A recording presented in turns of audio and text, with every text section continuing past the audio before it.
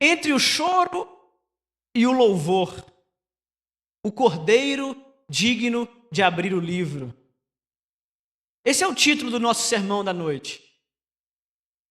Título ou capítulo que tem como sequência a visão do capítulo anterior que nós vimos no domingo passado. Conta-se que um famoso explorador do século XIX encontrou um antigo rolo selado com 7 lacres em uma ruína, num projeto de escavação que ele estava fazendo na Ásia Menor. Quando ele encontrou esse rolo selado com 7 lacres, seu relato era que o rolo, pelo lado de fora, era muito belo, mas infelizmente ninguém conseguia abrir para ver o que tinha do lado de dentro. A lenda dizia que naquele rolo selado com 7 lacres continha os segredos revelados de um império antigo perdido, mas os selos permaneciam invioláveis. Era um rolo achado antigo, um livro muito bonito, de muito tempo, simbolizava a história de um império perdido, bonito por fora, mas secreto pelo lado de dentro. Essa história é um pouco parecida com a história de Apocalipse 5. Apocalipse 5 é a visão de João, a visão de um livro que está na mão daquele que está sentado no trono. Por isso a pergunta do domingo passado, quem está no trono? João não fala para nós. Ele fala a sua aparência, ele fala a sua forma, ele fala a sua glória, ele fala o louvor que ele recebe, mas ele não fala quem está lá, porque ele não vê. Mas ele vê que na mão desse que está sentado no trono há um livro. E esse livro é escrito por dentro e por fora. Não só é escrito por dentro e por fora, como também é selado com 7 selos. E quando ele vê o livro escrito por dentro e por fora, selado com 7 selos, ele ainda ouve alguém dizer: quem é digno de abrir o livro e romper os 7 selos? Quando alguém faz essa pergunta no céu, o silêncio impera. Mas uma voz vem respondendo a essa pergunta: ninguém, nem no céu, nem na terra, nem debaixo da terra é digno de abrir o livro e romper os 7 selos. Após ouvir essa resposta, João se desaba em prantos. João chora copiosamente. Ele diz que chorava muito. Eu quero crer aqui que o céu talvez nunca tivesse ouvido um choro. Porque no céu não é lugar de chorar. O céu não está acostumado com lágrimas. Mas João está dizendo que ao ver a cena da inviolabilidade daquele livro, ele se derrama a chorar porque ele sabia o que aquele livro simbolizava. O céu está em suspense, está aflito porque está vendo algo inédito acontecendo. E um dos anciãos, desesperados com aquilo que está acontecendo diante deles, consola João, dizendo: não chore, João. Como não chorar? Se não há ninguém no céu, nem na terra, nem debaixo da terra que é capaz de colocar fim nos selos e abrir o livro. Ele diz: não chore. Porque, na verdade, não tem ninguém aqui no céu que é digno de abrir. Não tem ninguém na terra também que é digno de abrir, nem debaixo da terra, piorou. Mas tem alguém. Quem é digno de abrir? Ele diz: o leão da tribo de Judá, a raiz de Davi, o que venceu para abrir o livro e desatar os seus 7 selos. Eis aí o leão da tribo de Judá, a raiz de Davi, o que venceu para abrir o livro e desatar os seus 7 selos. Quando João ouve essa resposta, ele olha para ver o leão da tribo de Judá. Mas quando João olha diante dos seus olhos, não está um leão, está um cordeiro. E ele diz: eu vejo um cordeiro como se ele tivesse sido morto, como alguém que morreu e está de pé. Isso revela para nós o poder do reino de Deus. A força de Deus revelada nessa visão, ela não está na braveza e na imponência de um leão, mas a força e a autoridade desse leão está representada na singeleza de um cordeiro. Aqui é a imagem de que a força de Deus se revela no sacrifício, a força de Deus se revela na fraqueza, o poder de Deus se revela naquele que se entregou. Então, depois de revelado o leão de Judá, o Cordeiro de Deus, o céu inteiro começa a louvar. Agora não mais só aquele que estava sentado no trono, mas ao Cordeiro que é digno de toda honra, glória, poder e louvor para todo sempre. O sermão de hoje se divide-se em 3 pontos. Do versículo 1 a 4, nós vamos ver o livro nas mãos de Deus. No versículo 5 a 7, nós vamos ver o leão, que é um cordeiro. E do versículos 8 a 14, nós vamos ver um novo cântico. O versículo de número 1 começa dizendo assim: vi na mão direita daquele que está sentado sobre o trono um livro em forma de rolo, escrito de ambos os lados e selado com os 7 selos. Mão direita aqui, vocês sabem muito bem que simboliza a autoridade, poder, domínio e controle. Aquele que está sentado ao trono tem na sua mão direita, ou seja, sobre o seu domínio, sobre a sua posse, um livro escrito por dentro e por fora. Um livro como um rolo, porque aqui nós precisamos entender que os livros da época eram uma espécie de pergaminho e não encapado como nós temos hoje, enviados por gráficas. Os livros eram rolos que eram escritos pelo lado de dentro e enrolados, selados com algum selo, se fosse de rei, se fosse de alguma autoridade, ele tivesse algum anel, ele derramava a cera da vela sobre o lacre ou sobre a parte que fechava o rolo, e com o seu anel ele selava aquele livro. E ninguém, nenhum carteiro, nenhum enviado, nenhum mensageiro tinha autoridade para abrir e bisbilhotar o conteúdo que estava do lado de dentro do livro. Esse livro aqui é diferente, porque esse livro não é um livro com o conteúdo secreto pelo lado de dentro. É um livro que foi escrito pelo lado de dentro e pelo lado de fora. Não é comum da época. Não é comum da realidade. E esse livro que é escrito pelo lado de dentro e pelo lado de fora simboliza aqui a ideia de completo. Ele não foi preenchido só em uma lauda. Ele foi preenchido dos 2 lados daquela folha. Ele foi escrito por inteiro. Quem escreveu aquele livro não economizou espaço nem linhas. Ele escreveu até o final. Esse livro, escrito pelo lado de dentro e pelo lado de fora, simboliza a história nas mãos de Deus. A história escrita pelo próprio Deus. Deus, o autor e consumador de toda a história.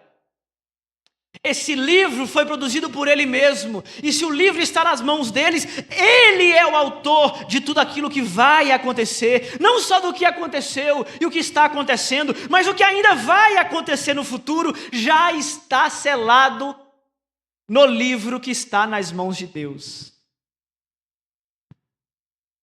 Esse livro representa os decretos, os planos, aquilo que Deus planejou em sua mente insondável, e nós tentamos o tempo todo arranhar para tentar descobrir o que vai acontecer no futuro.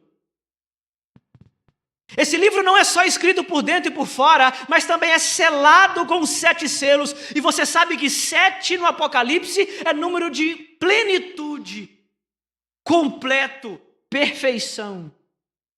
É um livro que está seguro às 7 chaves. É um livro que está resguardado por 7 selos. É um livro que ninguém que pegue ou ouse se aproximar daquele livro é digno não só de pegar, mas de olhar para a importância daquele livro. Quando João vê o livro, ninguém podia nem ver o livro, João viu. Quando ele vê, ele se nota, ele dá conta da responsabilidade de ter olhado aquele livro. E alguém rapidamente diz assim, ó, quem é digno de romper os livros, de romper os selos e abrir o livro? E a resposta vem rápida. Ninguém no céu, na terra, debaixo da terra, pode abrir o livro ou sequer olhar para ele. Aí João vai dizer no versículo 4, e eu chorava muito, porque ninguém fora encontrado, ninguém fora achado digno, ninguém foi depositada a esperança de abrir o livro e dar consumação na história que está escrita nas mãos de Deus. Por que João chora, gente? João chora porque ele sabe na revelação que aquele livro simboliza a história, o plano da história nas mãos de Deus. Se ninguém abre o livro, a história não se completa. Se ninguém rompe os selos, o fim não se concreta. Se ninguém é digno de abrir o livro e concluir o plano, a história seria caminhada, Deus dará a sorte, as circunstâncias, e seria um mundo desgovernado sem controle.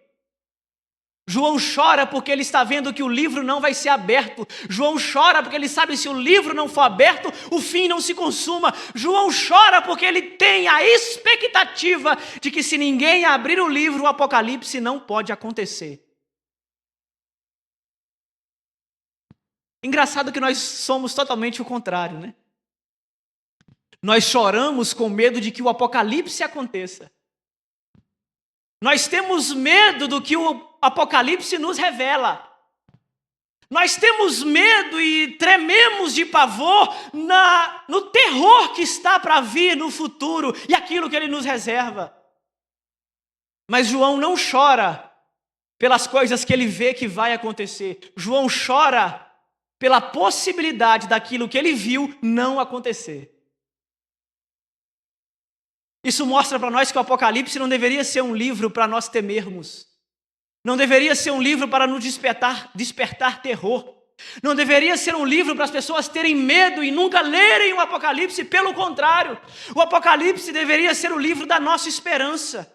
O Apocalipse deveria ser o livro que nos encha de força quando nós estamos pensando em desistir. Quando as lutas da vida estão pesadas demais e quando os fardos nós achamos que não daremos conta de carregar, nós deveríamos reler o Apocalipse para termos o coração enchidos pela esperança. Porque o livro do Apocalipse não é um livro de medo, é um livro de esperança. O livro do Apocalipse não é um livro do terror, é um livro que nos mostra a vitória do Cordeiro. O livro do Apocalipse não nos revela um futuro à solta, como um rolo sem fio, como um rolo que está desgovernado, a morra abaixo. Não! O Apocalipse nos revela um Deus que está no trono, controlando toda a história, independente do que está acontecendo na terra. O final é vitorioso, o Cordeiro garantiu a vitória para ele e para o seu povo. João chora no versículo 4, porque se o livro permanecer fechado, a história não terá sentido, o mal não será julgado e a redenção nunca chegará. Irmãos, nós precisamos aprender com João a desejar o fim. Nós precisamos aprender com João a chorar pelo fim. Nós precisamos aprender com João a orar e esperar que o fim aconteça rápido. Mas nós gostamos de fazer aquela piadinha, né? Jesus pode voltar, mas só depois que eu casar. Aí depois você casa, Jesus pode voltar, agora ele pode esperar eu ter filho. Depois você tem filho, Jesus pode voltar, agora eu quero ser avô. Não, Jesus pode voltar, mas depois que eu aposentar. Jesus pode voltar, mas depois que eu tiver minha casa própria, o carro do ano, depois que eu tiver concretizado vários sonhos, ou seja, Jesus está em segundo plano. A volta de Jesus não é o que nós mais ansiamos, mais queremos e mais amamos. João chora quando vê o livro fechado porque ele sabe que não há nada mais importante do que aquele livro seja aberto e a história seja consumada. O plano da redenção dependia da abertura daqueles livros. A salvação da nossa alma dependia da abertura daqueles livros. A salvação do nosso corpo, esse corpo que ainda está cheio de pecado, esse corpo perecível, esse corpo miserável, a restauração, a glorificação desse corpo só aconteceria quando aquele livro fosse rompido. Mas não haveria ninguém digno. Não havia ninguém capaz, não havia ninguém que fosse santo o suficiente para romper os selos e abrir o livro. Então João chora copiosamente.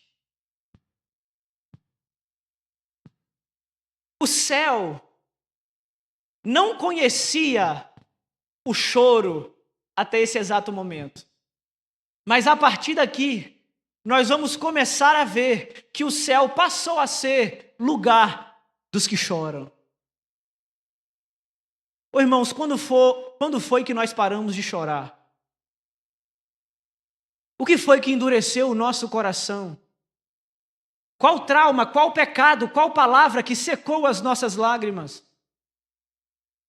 Quando foi que nós achamos que não vale a pena chorar por algumas coisas? Quando foi que o nosso coração se endureceu a tal ponto de nós acharmos que não chorar é sinônimo de fortaleza? Homem não chora, foi nos ensinado desde novo. Mas Apocalipse, a partir do capítulo 5 até o final, no 22, vai nos mostrar que o reino de Deus é um reino daqueles que choram. Porque Apocalipse encerra assim: então ele enxugará dos olhos toda lágrima. Só vai entrar no céu aqueles que chegam lá com lágrima, meus irmãos. Só vai estar diante de Cristo aqueles que, para chegar lá, teve que derramar lágrimas. Só vai estar naquele dia, no cumprimento de Apocalipse 22, aqueles que não economizaram, que não guardaram, que não tiveram medo de demonstrar as suas lágrimas. João está nos ensinando uma coisa que nós precisamos reaprender, que nós perdemos há muito tempo. Nós olhamos para as pessoas perdidas e não choramos mais. Nós olhamos para esses bancos vazios e não choramos mais. Nós olhamos para as pessoas que estão vivendo vidas miseráveis e não choramos mais.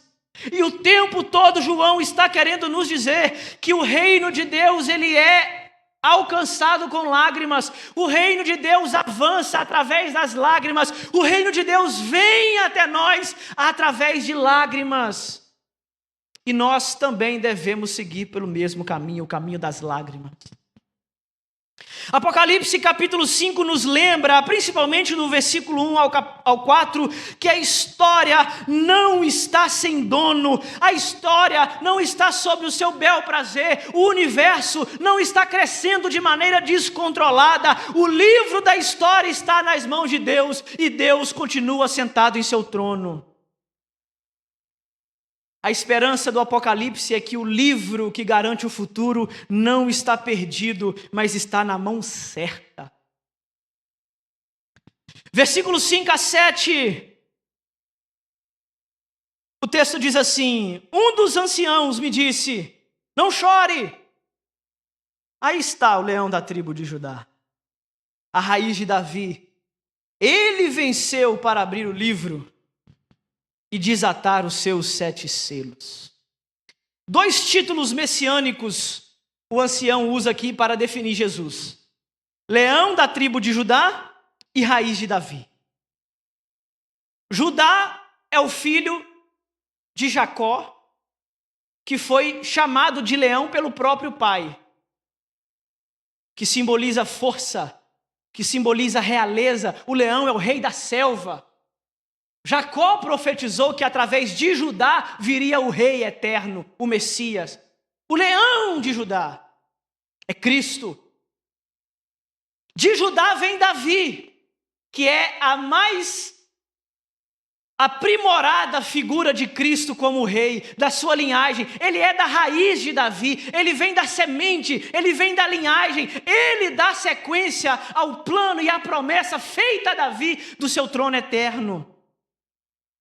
Eis aí o leão da tribo de Judá, a raiz de Davi, que venceu para abrir o livro e os 7 selos, versículo 6. Então eu olhei e vi um cordeiro. Mas não só um cordeiro que parecia estar morto e agora estava de pé. A palavra cordeiro aqui é a ideia de ternura e sacrifício.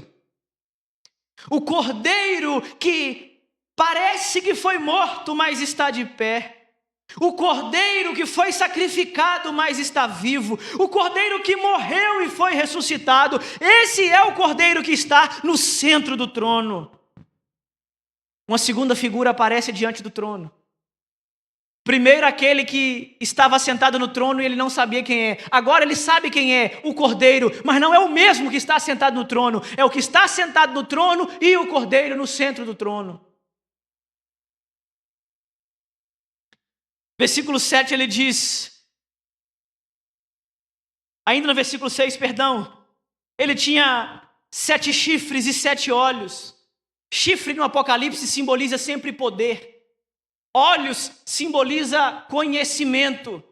7 chifres, ele tem todo o poder. 7 olhos, ele tem todo o conhecimento. Ele está em todo lugar. Ele conhece todas as coisas. Ele se aproximou, agora sim, versículo 7. Recebeu o livro da mão direita daquele que estava sentado. O que estava sentado passa o livro para ele. É uma espécie de conquista, é uma espécie de recompensa, é o pai passando a herança para o filho. Ao recebê-lo, os 4 seres viventes e 4 anciões prostrados diante do cordeiro. Cada um cantava, cada um tinha uma harpa, taças cheias de incenso. Que eram as orações dos santos até aqui? O leão, que simboliza força, realeza, domínio na selva. É a expectativa que Israel tinha do que ele viria a ser no seu reino terreno. Mas ele aparece diante de Israel não como um leão imponente, impetuoso, todo-poderoso, mas ele aparece diante dos olhos das pessoas como um cordeiro frágil, um cordeiro mudo, que é levado ao matadouro sem abrir a sua boca. Isso aqui mostra para nós o paradoxo central do Evangelho que está presente na pessoa de Cristo. Ele é Deus Todo-Poderoso, mas morreu na cruz como um homem como nós. Ele é exaltado como aquele que venceu, mas a sua vitória foi conquistada pelo ferimento, pela morte, pela derrota na cruz. Derrota aos olhos dos homens porque ele morreu, mas o reino de Deus é daqueles que morrem. Os que morrem para alcançar a vitória, os que morrem para alcançar a vida, os que morrem para ganharem alguma coisa muito maior.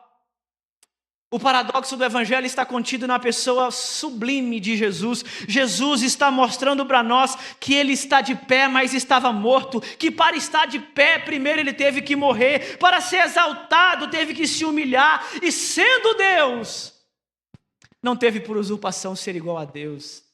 Antes esvaziou a si mesmo, tomou forma de homem, forma de servo, e como servo foi obediente até a morte e morte de cruz. Esse é o Deus que nós servimos. Esse é o nosso Senhor, a qual nós adoramos. Nós servimos a um Deus que morre, gente. Nós servimos a um Cristo que não mata em nome de Deus, mas que morre por Deus. É um Cristo que não levanta uma espada, que não ajunta um exército armado, que não ora ao Pai, porque ele poderia pedir uma legião de anjos para tirá-lo daquela cruz, mas ele resolve morrer. Porque a morte de Cristo nos garante a vitória, a morte de Cristo nos garante a vida, o sofrimento de Cristo nos garante uma vida eterna de prazer ao seu lado.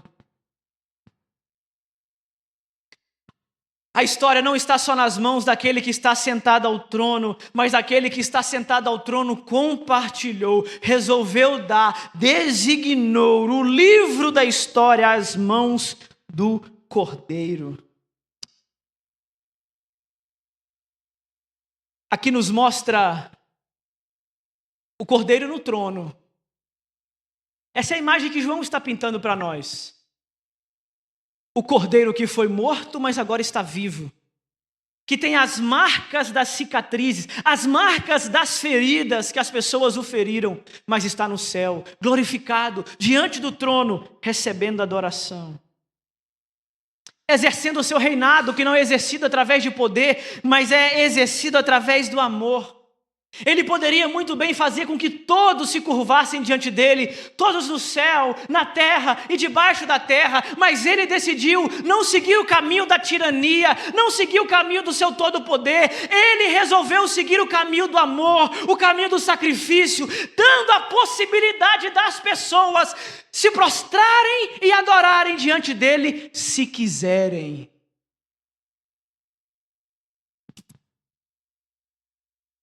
John Stott vai dizer que o trono e a cruz nunca formaram oposição uns aos outros. Pelo contrário, a cruz é o caminho para o trono. Como pode nós estamos vendo esse cordeiro no trono, se há pouco tempo nós vimos o mesmo cordeiro pregado na cruz? Como pode ser esse aquele responsável por toda a criação, o Deus Todo-Poderoso, que deu origem a todas as coisas, se ele estava frágil, fraco, ferido na cruz do Calvário, e um soldado teve que o traspassar, e ele foi assim ofertado em nosso lugar? A questão é a mesma pessoa? O que morreu na cruz e o que está no trono são a mesma pessoa?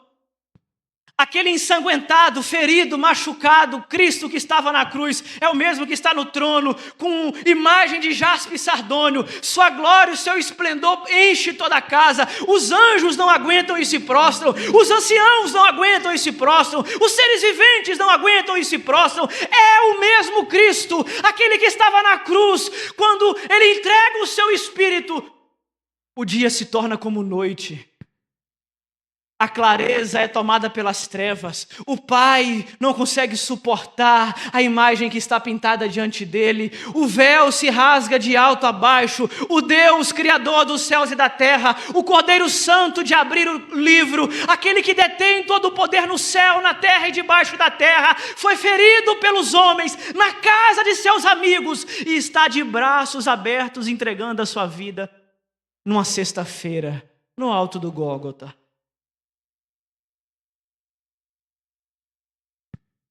Deus não precisava passar por isso. Deus não precisava ter sofrido.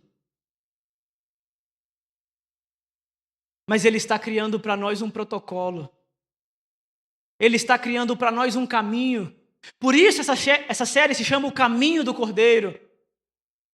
Não é porque no final estaremos todos reinando, é por isso também. Depois ele vai dizer aqui que a morte do Cordeiro conquistou para o Pai reis e sacerdotes. Nós seremos reis no reino de Deus. O reino que o Cordeiro ganhou não é um reino de reis para súditos, é um reino de rei dos reis. O que Jesus está nos ensinando é que o caminho do Cordeiro começa na cruz, não na glória. O caminho do Cordeiro tem que passar pela cruz antes do trono. Assim como nós nos assentaremos nos tronos para reger a nação ao lado do governo, ao lado do Cordeiro, nós também devemos passar pela mesma cruz que o Cordeiro passou. A pergunta que fica para nós é: estamos dispostos a seguir o caminho do Cordeiro? Estamos dispostos a enfrentar o caminho do Cordeiro? Estamos dispostos a passar por todas as circunstâncias que nos é impelida no caminho do Cordeiro? Ou você está aqui por uma promessa mentirosa que te fizeram? Venha para Jesus e pare de sofrer. Nunca ouviram isso? Venha para Jesus e todas as suas lágrimas serão cessadas. Venha para Jesus e os seus problemas serão resolvidos. Nunca ouviram isso? Essa é a pregação do diabo. Não é a pregação do Cordeiro. A pregação do Cordeiro é uma promessa de trono, mas que passa pela cruz. A pregação do Cordeiro é a promessa de enxugar dos olhos toda lágrima, mas primeiro tem que chorar. É a promessa de que nós teremos uma vida eterna com Ele para sempre, mas primeiro temos que perder a nossa vida aqui. Esse é o caminho do Cordeiro, essa é a pregação de Cristo, essa é a cruz que Ele nos chama a tomar sobre nós mesmos. E eu não sei qual foi a motivação que fizeram você entrar nesse caminho, mas eu estou aqui nessa noite para te avisar. Porque um dia você vai chegar diante dele e vai assim: ninguém me avisou. Avisou sim. A mensagem do Cordeiro não é venha para o caminho e pare de sofrer, mas venha para o caminho sofrer. Talvez você veio para Cristo e sua vida não ficou melhor, pelo contrário, piorou. Talvez você veio para Jesus e as coisas começaram a acontecer e fugiram do seu controle. Talvez você veio para a igreja esperando que sua vida melhorasse, mas depois que você fez um compromisso, só foi ladeira abaixo e Jesus não promete vida melhor nessa terra. Não sei qual foi o pastor que te enganou. Não sei qual foi a promessa mentirosa que te fizeram. Mas a mensagem do Cordeiro nessa noite é: antes de nos assentarmos no trono, temos que passar pela cruz. Versículos 8 a 14. Depois de encontrar o Cordeiro, que é digno de abrir o livro, o céu canta um novo cântico. Diz assim o versículo 8. Ao receber o livro, os 4 seres viventes e os 24 anciãos prostraram-se diante do Cordeiro. Cada um deles tinha uma harpa e taças de ouro cheias de incenso, que são as orações dos santos. E eles cantavam um cântico novo. Vamos pausar aqui. Quando eles encontram o Cordeiro que é digno de abrir o livro selado, a atmosfera no céu muda.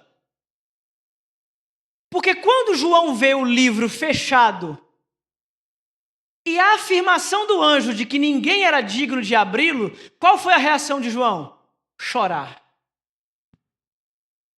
João leva pranto aos céus. João leva tristeza ao céu. João, de maneira inédita, derrama lágrimas no céu. E o céu se torna em pranto. Só que um vai dizer: João, não chore mais. Por que não? Se a história está perdida, se nós não temos esperança enquanto o livro estiver fechado, se não há um digno de romper esses livros e guiar a história para o fim que ela deve ter. Aí ele diz: eis aí o leão, a raiz de Davi, aquele que pode abrir o livro. Então, quando o Cordeiro recebe o livro, a atmosfera muda.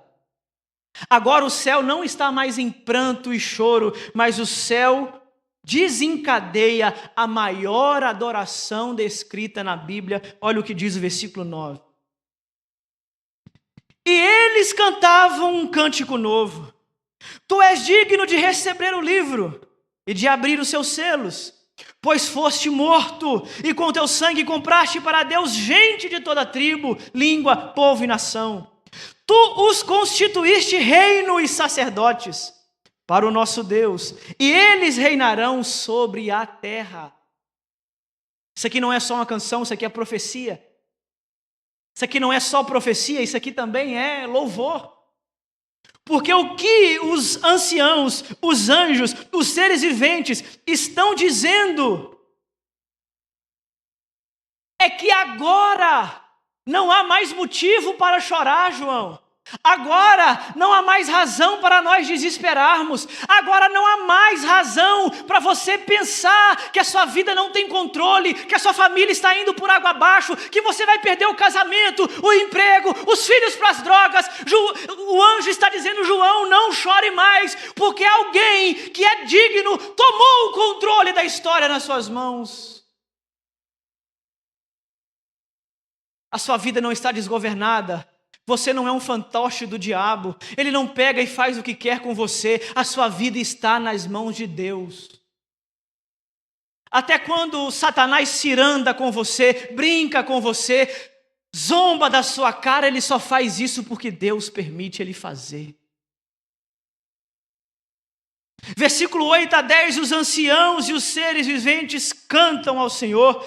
Versículos 11 e 12, miríades de anjos, milhares de milhares, milhões de milhões, se unem para louvar ao Senhor. Versículos 13 e 14, toda a criação, anciãos, seres viventes, anjos, juntam-se todos em um só coro e louvam ao Senhor.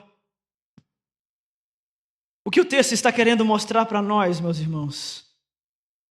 Em primeiro lugar, é que esses anciãos têm harpas e taças de ouro. Essas taças de ouro estão cheias de incenso. E o que significa esse incenso, pastor?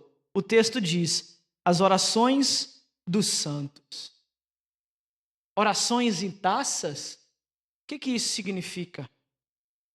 Significa que não há uma oração do justo que não é respondida. Não há uma oração que fique sem resposta. Não há uma oração diante de Deus que seja esquecida. Às vezes Deus pode ficar em silêncio e nós acharmos que Deus se esqueceu do que oramos. Mas aquilo que nós não recebemos porque oramos foi depositado na taça diante de Deus como incenso. Ele não se esqueceu das nossas orações. Mas por que as orações estão sendo guardadas numa taça de ouro? Porque haverá um dia que Deus, sem precisar abrir a boca para dizer uma só palavra, todas as nossas orações serão respondidas. As orações que foram colhidas, as orações que foram reservadas, as orações que foram armazenadas nas taças de ouro diante do trono. Um dia, sem Deus abrir a boca para dizer uma palavra, essas orações serão respondidas. E João está vendo que as orações já foram respondidas quando o Cordeiro tomou o livro sobre a sua mão, quando o Cordeiro assumiu o trono da história, quando o Pai entregou ao Cordeiro o domínio sobre todas as coisas, mostrando que a história não está perdida, que o mundo não caminha ao caos. Deus está no governo e tudo coopera para o seu plano ser realizado. Eles cantam ao Cordeiro, porque o Cordeiro morreu e o seu sangue comprou um povo de toda tribo, língua e nação. Fez desse povo rei e sacerdote. Nós não seremos súditos no reino, nós seremos reis no reino. Versículo 11, olhei e vi uma voz de muitos anjos, milhares de milhares, milhões de milhões. Imaginem esse número, é um número incontável. Milhões e milhões de anjos, milhares de anjos rodeavam o trono, como os anjos, como os anciãos e os seres viventes, e cantavam em uma alta voz: digno é o Cordeiro que foi morto, de receber poder, riqueza, sabedoria, força, honra, glória e louvor. Então primeiro há uma adoração dos 24 anciãos, depois há uma adoração de milhares e milhares de anjos, e no versículo 13, depois ouvi todas as criaturas existentes, no céu, na terra, debaixo da terra, no mar, e todos se uniram em um só coro e cantavam aquele que estava assentado no trono: ao Cordeiro seja o louvor, a honra, a glória e o poder para todos sempre. Os anciãos se prostraram e adoraram. Os seres viventes concordaram, dizendo: amém. O louvor no céu não é uma barganha para ganhar alguma coisa daquele que está no trono. O louvor é consequência da contemplação da pessoa daquele que está sentado no trono. Por que alguns louvam e outros não? Por que alguns se levantam e outros não? Por que uns batem palma, outros não? Por que uns pulam, outros não?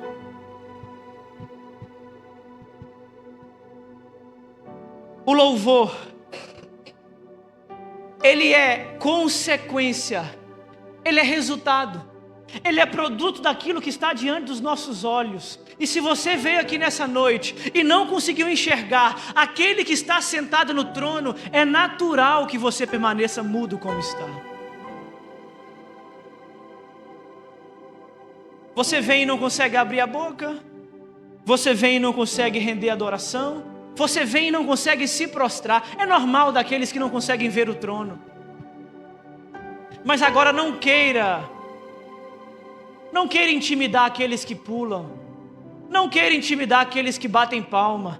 Não queira intimidar aqueles que dançam na presença daquele que está sentado no trono. Porque isso é mais forte do que eles. Isso é algo íntimo e interno, particular de cada um. Você não sabe o quanto eles foi perdoado. Você não sabe o passado deles. Você não sabe a experiência de cada um e a motivação deles entregarem como entregam. O louvor e a adoração é consequência da contemplação que nós temos daquele que está sentado no trono. Mas não só nós louvamos a Deus aqui na terra. Os anjos louvam a Deus no céu. Os anciãos, o povo de Deus que está no céu louva a Deus. Toda criatura, toda a criação louva a Deus. E é nesse exato momento que todos nós nos reunimos, no culto que acontece no céu. Por isso que quando as músicas são cantadas, às vezes nós nos confundimos. Eu ainda estou na terra ou estou no céu? A adoração da igreja é o reconhecimento da vitória do Cordeiro. É o agradecimento por Ele ter vencido por nós. É a gratidão dele ter morrido em nosso lugar. É a garantia, a certeza, a segurança de que nós teremos a vitória final, porque o Cordeiro nos assegurou isso. Nós não vamos chegar até o fim porque você é muito crente. Nós não vamos perseverar até o fim porque você é bom demais. Nós não vamos vencer no final porque você mereceu através da sua obediência. Nós só vamos chegar lá por causa do Cordeiro. É o Cordeiro que não deixa os nossos pés vacilarem. É o Cordeiro que não deixa os nossos pés desviarem. É o Cordeiro que não deixa o pecado nos amarrar. É o Cordeiro. E ai se não fosse o Cordeiro. O céu inteiro se reúne. Milhares de anjos, todos os anciãos, criaturas e seres viventes se unem diante do trono, todos em uma só voz, todos em um só coro. O grande coral, não só o coral do irmão Eduardo, não só o coral da Piban, não só esse ministério de louvor, mas os anjos, os seres viventes, os anciãos, os seres que voam, os seres que rastejam, os seres que nadam no mar, os seres que vivem debaixo da terra, as minhocas, os tatus, toda a criação se une em um único coro. Não é um coro só de pessoas, é um coro da criatura, é um coro da criação. Todos aqueles que receberam vida da fonte que é Cristo se prostram e adoram a Jesus porque Ele é digno. Apocalipse capítulo 5 começa com a cena chorosa e termina com a cena de louvor. O pranto de João era a incerteza do que seria o futuro, mas esse pranto é substituído por um novo cântico, uma nova música, um novo hino. Novo cântico na Bíblia não é só uma nova composição, mas é a marca de uma nova estação. Quando o povo voltou do cativeiro, eles voltaram cantando um novo cântico. Quando nós saímos desse cativeiro, nós entoaremos um novo cântico e nós nos uniremos a toda a criação. Os anjos aguardam a redenção, as criaturas aguardam a redenção, as árvores, as pedras, o mar, a terra, todos aguardam a redenção. E naquele dia, no dia que Ele virá, no dia que Ele voltar para selar e consumar toda a obra iniciada em cada um de nós, todos nos reuniremos em um grande, lindo e perfeito coral. Não haverá desafinados, não haverá ninguém fora do tom. Ele nos regerá de uma vez por todas a adoração do que é digno. Ele estará no centro do trono e toda a criatura estará em louvor a Deus. Nós precisamos chorar, irmãos, mas chorar para que esse dia chegue logo. Nós podemos chorar, irmãos, quando um ente querido nosso morre, nós choramos. Mas nós choramos para que esse dia, o dia do reencontro, não demore. Quando coisas ruins acontecem com a gente, quando portas se fecham, quando famílias se perdem, quando casamentos terminam, pessoas choram. Mas não deveria chorar pelo casamento, não deveria chorar pelo filho, não deveria chorar pelas circunstâncias, deveria chorar porque o estado perfeito ainda não chegou. E quando nós choramos, nós antecipamos essa vinda. Quando nós oramos, venha o teu reino, nós abreviamos essa vinda. Quando nós pregamos para as pessoas sobre Jesus, nós colaboramos com essa vinda. Porque toda a nossa esperança não está no político A ou no político B. Não está na ideologia de direita ou na ideologia de esquerda. A nossa esperança está num rei que está sobre todos os tronos. Talvez você possa achar, não, quando o meu candidato ganhar, a vida vai melhorar. Não, quando o meu candidato vencer o meu plano de governo, a minha ideologia, então o Brasil vai se tornar melhor. Meu irmão, não vai. A esperança da vida boa não é aqui. A esperança da vida sem pecado, sem fome, sem pobreza, sem tristeza, sem morte, não é aqui. Nós não batalhamos por um reino desse mundo, nós não militamos por um reino desse mundo, nós levantamos a bandeira por um reino invisível. É invisível, mas é real. É tão real a ponto de nós darmos a nossa própria vida por Ele. É tão real de pessoas darem a vida para ganhar Ele. É tão real de pessoas morrerem para irem viver nele. A incerteza de João dá lugar à esperança. Porque tudo muda quando o Cordeiro entra em cena. Às vezes nós temos medo demais porque não conseguimos ver o Cordeiro no trono. Às vezes ficamos ansiosos demais porque nós não temos a imagem do Cordeiro no trono. Às vezes temos medo da prova semana que vem, do futuro que está chegando, do que vai ser daqui em diante. Mas João está nos mostrando quem está no trono. E se o trono está ocupado, e se o livro está nas mãos do Cordeiro, nós podemos ter a paz que excede todo o entendimento. Porque a morte pode chegar, a pobreza pode chegar, a falência pode chegar, mas há um reino eterno nos esperando. Há um reino que nós não seremos súditos, seremos reis nos esperando. Há um Cristo de braços abertos, como o Cordeiro ferido, nos esperando. Se o nosso Cristo conquistou o trono pela cruz, com nós, cristãos, pequenos cristos, não será diferente. Aquele que quiser vir após mim, negue-se a si mesmo, tome a sua cruz e siga-me. Esse é o caminho do Cordeiro. que nós todos possamos estar nele, de hoje em diante.